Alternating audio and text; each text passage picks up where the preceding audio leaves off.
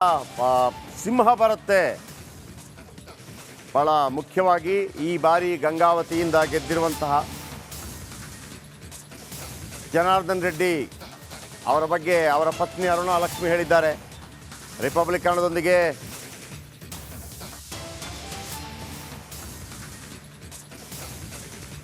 ಸಿಂಹ ಮತ್ತೆ ಬರುತ್ತೆ, ನೀವೆಲ್ಲರೂ ಹುಷಾರಾಗಿರಿ. ಈ ಮಾತು ಹೇಳಿರೋದು ಯಾರು? ಶಾಸಕ ಜನಾರ್ದನ್ ರೆಡ್ಡಿ ಪತ್ನಿಯಿಂದ ವಿರೋಧಿಗಳಿಗೆ ವಾರ್ನಿಂಗ್. ರೆಡ್ಡಿ ಸಿಂಹ, ಸಿಂಹ ಯಾವಾಗಲೂ ಸಿಂಗಲ್ ಆಗೇ ಬರುತ್ತೆ ಅಂತೇಳಿ ರಜನಿಕಾಂತ್ ಅವರ ಸಿನಿಮಾದ ಡೈಲಾಗ್ ಹೇಳಿದ್ದಾರೆ.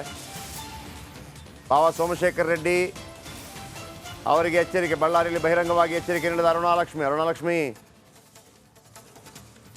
ಜನಾರ್ದನ್ ರೆಡ್ಡಿ ಅವರ ಪತ್ನಿ. ಶಾಸಕ ಜನಾರ್ದನ್ ರೆಡ್ಡಿ ಪತ್ನಿಯಿಂದ ವಿರೋಧಿಗಳಿಗೆ ವಾರ್ನಿಂಗ್. ರೆಡ್ಡಿ ಸಿಂಹ ಇದ್ದ ಹಾಗೆ, ಸಿಂಹ ಯಾವಾಗಲೂ ಸಿಂಗಲ್ ಆಗಿ ಬರುತ್ತೆ ಅಂತೇಳಿ ಡೈಲಾಗ್ ಹೊಡೆದಿದ್ದಾರೆ. ಇವತ್ತು ಜನಾರ್ದನ್ ರೆಡ್ಡಿ ಅವರು ಮಾವಿನ ಮರದಂತೆ ಹಣ್ಣುಗಳನ್ನು ಕೆಲವೊಬ್ಬರಿಗೆ ಕೊಡ್ತಾ ಇದ್ರು. ಇವತ್ತು ಬಹಳಷ್ಟು ಮಂದಿ, ರಾಜ್ಯದಲ್ಲಿ ಎಷ್ಟೋ ಮಂದಿ MLA-ಗಳಾದ್ರು, ಮಂತ್ರಿಗಳಾದ್ರು, ಮುಖ್ಯಮಂತ್ರಿಗಳು ಕೂಡ ಆದ್ರು. ನಮ್ಮೂರಲ್ಲಿ ರಕ್ತ ಹಂಚಿಕೊಂಡು ಇದ್ದವರು ಇದ್ದಾರೆ, ರಕ್ತ ಹಂಚಿಕೊಳ್ಳದೆ ಹೋದವರು ಕೂಡ. ರಕ್ತ ಹಂಚಿಕೊಂಡು ಇದ್ದವರಿಗಿಂತ ಹೆಚ್ಚು ಪ್ರೀತಿ ತೋರಿಸಿದ ಜನಾರ್ದನ್ ರೆಡ್ಡಿ ಅವರ ಕೈಯಲ್ಲಿ ಬೆಳೆದು ಕೆಲವೊಬ್ಬರು MLA-ಗಳಾಗಿ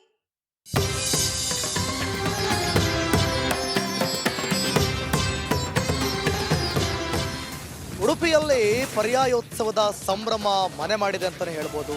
ರಿಪಬ್ಲಿಕ್ ಕನ್ನಡಕ್ಕೆ ಸುಗುಣೇಂದ್ರ ತೀರ್ಥ ಸ್ವಾಮೀಜಿಯವರು ಹೇಳಿಕೆಯನ್ನು ಕೂಡ ಪ್ರತಿಕ್ರಿಯೆ ಕೂಡ ಕೊಟ್ಟಿರುವಂಥದ್ದು.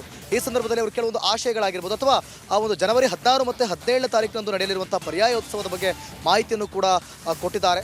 ಜೊತೆಗೆ ನೀವು ಗಮನಿಸ್ಬೋದು, ಪರ್ಯಾಯ ಪೀಠಾರೋಹಣ ಮಾಡಲಿದ್ದಾರೆ ಪುತ್ತಿಗೆ ಶ್ರೀಗಳು. ಶ್ರೀಕೃಷ್ಣನಿಗೆ ಸುವರ್ಣ ರಥದ ನಿರ್ಮಾಣದ ಆಶಯವನ್ನು ಕೂಡ ವ್ಯಕ್ತಪಡಿಸಿದ್ದಾರೆ. ನಿರಂತರ ಗೀತಾ ಪಾರಾಯಣ, ಭಗವದ್ಗೀತಾ ಮಹಾಯಾಗ ಕೂಡ ಇರುತ್ತೆ. ಜೊತೆಗೆ ಕಲ್ಸಂಕದಲ್ಲಿ ಬೃಹತ್ ಸ್ವಾಗತ ಗೋಪುರದ ನಿರ್ಮಾಣವನ್ನು ಕೂಡ ಮಾಡ್ತಾರೆ ಅಂತೇಳಿ ಮಾಹಿತಿ ಕೊಟ್ಟಿದ್ದಾರೆ. ಏನು ಹೇಳಿದ್ದಾರೆ ನೋಡೋಣ ಬನ್ನಿ. ಪುತ್ತಿಗೆ ಪರ್ಯಾಯಕ್ಕೆ ಕ್ಷಣಗಣನೆ ಆರಂಭ ಆಗಿರುವಂಥದ್ದು. ಮುಂದಿನ 2 ವರ್ಷದ ಪರ್ಯಾಯದ ಅವಧಿಯಲ್ಲಿ ಯಾವ ರೀತಿಯ ಯೋಜನೆಗಳನ್ನು ಉಡುಪಿಯಲ್ಲಿ ಇದ್ಕೊಂಡು ಸ್ವಾಮೀಜಿಗಳು ಕೈಗೊಂಡಿದ್ದಾರೆ ಅನ್ನೋದನ್ನು ಅವರನ್ನೇ ಕೇಳುವ. ಪುತ್ತಿಗೆ ಮಠದ ಸುಗುಣೇಂದ್ರ ತೀರ್ಥರು ನಮ್ಮ ಜೊತೆಗಿದ್ದಾರೆ. ಸ್ವಾಮೀಜಿ, ನಿಮ್ಮ ಪರ್ಯಾಯ ಆರಂಭ ಆಗ್ತಾ ಇದೆ, ಯಾವ ರೀತಿಯ ಯೋಜನೆಗಳನ್ನು ಉಡುಪಿಯಲ್ಲಿ ಜಾರಿಗೆ ತರುವ ಚಿಂತನೆಯನ್ನು ಮಾಡಿದ್ದೀರಿ? ನಮ್ಮ ಪರ್ಯಾಯ ಕಾಲದಲ್ಲಿ ಭಕ್ತರಿಗೆ ಅನುಕೂಲವಾಗ್ತಕ್ಕಂಥ ಎಲ್ಲ ಯೋಜನೆಗಳನ್ನು ನಾವು ಯೋಚಿಸಿದ್ದೇವೆ. ಮುಖ್ಯವಾಗಿ ದರ್ಶನದ್ದು, ಅದೇ ರೀತಿ ಪ್ರಸಾದದ್ದು, ಆಮೇಲೆ ಸ್ವಚ್ಛತೆ, ಇದರ ಬಗ್ಗೆ ಹೆಚ್ಚು ಗಮನ ಕೊಡಬೇಕು ಅಂತ. ಅದರ ಜೊತೆಗೆ ಬಂದವರಿಗೆ ದೇವರ ದರ್ಶನ, ಭಕ್ತಿ ಉತ್ಸವಗಳ ಜೊತೆಗೆ ಅವರಿಗೆ ಬೇಕಾದಂತಹ ಒಂದು ಸಂವಾದದ ಕಾರ್ಯಕ್ರಮ, ಅವರಿಗೆ ಏನಾದರೂ ತಿಳ್ಕೊಳ್ಳಿಕ್ಕೆ ಅಪೇಕ್ಷೆ ಇದ್ದರೆ ಅದವರ ಪ್ರಶ್ನೆಗಳಿಗೆಲ್ಲ ಉತ್ತರ ಕೊಡತಕ್ಕಂತಹ ಒಂದು ರೀತಿಯ ರಿಟ್ರೀಟ್ ಅಂತೇಳಿ ಹೇಳ್ತಾರೆ. ಆ ತರಹ 1 ದಿವಸದ್ದು 2 ದಿವಸದ್ದು ವೇದ ಮಂತ್ರಗಳಿಂದ ಆಹುತಿಯನ್ನು ಕೊಡುವುದು ಇದೆ. ಇದು ಭಗವದ್ಗೀತೆಯ ಶ್ಲೋಕಗಳಿಂದ ಕೃಷ್ಣನಿಗೆ ಆಹುತಿ ಕೊಡತಕ್ಕಂಥ ಒಂದು ವಿಶಿಷ್ಟವಾದಂಥ ಮಹಾಯಾಗ. ಅದೇ ರೀತಿ ಕಲಸಂಕದಲ್ಲಿ ಒಂದು ದೊಡ್ಡ ಸ್ವಾಗತ ಗೋಪುರದ ನಿರ್ಮಾಣ. ಶ್ರೀ ಮಧ್ವಾಚಾರ್ಯರು ಕೃಷ್ಣನನ್ನು ಎತ್ತಿಕೊಂಡು ಬಂದಂಥ ಜಾಗ ಅದು ಎಂಬುದು ಪ್ರತೀತಿ ಇದೆ. ಅದಕ್ಕೋಸ್ಕರ ಅದರ ನೆನಪಿಗಾಗಿ ಆಚಾರ್ಯರು ಕೃಷ್ಣನನ್ನು ಎತ್ತಿಕೊಂಡಂಥ ಒಂದು ವಿಗ್ರಹದ ಸ್ಥಾಪನೆ ಹೇಳಿದೆ. ದೇಶದಲ್ಲಿ ಸಾಕಷ್ಟು ಈಗಾಗಲೇ ಧರ್ಮ ಪ್ರಚಾರವನ್ನು ಮಾಡುವಂಥ ಕೆಲಸ ಮಾಡಿದ್ದೀರಿ. ಈ 2 ವರ್ಷ ಇಲ್ಲಿ ಇರ್ತೀರಿ, ಅಲ್ಲಿಯ ವ್ಯವಸ್ಥೆಗಳೆಲ್ಲ ಹೇಗಿರ್ತದೆ? ಅಲ್ಲಿ ವಿಶೇಷವಾಗಿ ಪರ್ಯಾಯದ ಅವಧಿಯಲ್ಲಿ ಏನು ಮಾಡ್ತೀವಿ?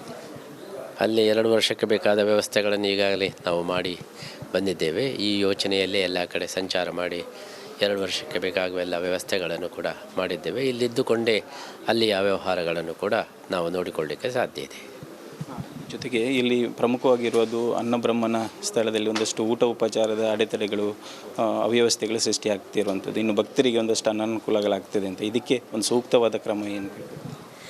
ಅದಕ್ಕೆ ನಾವು ವಿಶೇಷ ಗಮನ ಕೊಡುವುದೇ ಮುಖ್ಯವಾದ ಉದ್ದೇಶ. ಆ ಬಗ್ಗೆ ಹೆಚ್ಚಿನ ಒಂದು ಗಮನವನ್ನು ಕೊಡಬೇಕು. ಆದರೆ ಒಂದು ವ್ಯಾಪಕವಾದ ವ್ಯವಸ್ಥೆಯಲ್ಲಿ ಸ್ವಲ್ಪ ಅವ್ಯವಸ್ಥೆಗಳು ಆಗುವುದು ಸಹಜ. ಆದರೆ ಅದರ ಪ್ರಮಾಣವನ್ನು ಕಡಿಮೆ ಮಾಡಬೇಕಷ್ಟೇ. ಈಗಾಗಲೇ ತೀರ್ಪು ಬಂದಿದೆ, ಅದ್ರ ಬಗ್ಗೆ ಏನು ಹೇಳ್ತೀರಿ? ನಮಗೆ ತೀರ್ಪನ್ನು ಕೇಳಿ ಬಹಳ ಸಂತೋಷವಾಗಿದೆ. ಸರಿಯಾಗಿ ಯೋಚನೆ ಮಾಡಿ ಜಡ್ಜುಗಳು ಈ ತೀರ್ಪನ್ನು ಕೊಟ್ಟಿದ್ದಾರೆ. ಈ ತೀರ್ಪಿನಿಂದಾಗಿ ಮುಂದೆ ಧರ್ಮ ಪ್ರಚಾರ ಮಾಡುವವರಿಗೆ ಒಂದು ಒಳ್ಳೆಯ ಅವಕಾಶ ಮತ್ತು ಉತ್ಸಾಹಕ್ಕೆ ಅವಕಾಶ ಇದೆ. ಆಗಲೇ ಬಾಕಿ ಅಷ್ಟಮಠಗಳಲ್ಲಿ ಇನ್ನೂ 7 ಮಠಗಳ ಸ್ವಾಮೀಜಿಯವರು ಪರ್ಯಾಯಕ್ಕೆ ಭಾಗವಹಿಸ್ತಾರ, ಆಹ್ವಾನಿಸಿದ್ದೀರಾ ಹೇಗೆ? ನಾವೆಲ್ಲರನ್ನೂ ಆಹ್ವಾನ ಮಾಡಿದ್ದೇವೆ. ಭಾಗವಹಿಸ್ತಾರೆ ಇಲ್ಲೋ ಅಂತೇಳಿ ನಮ್ಗೆ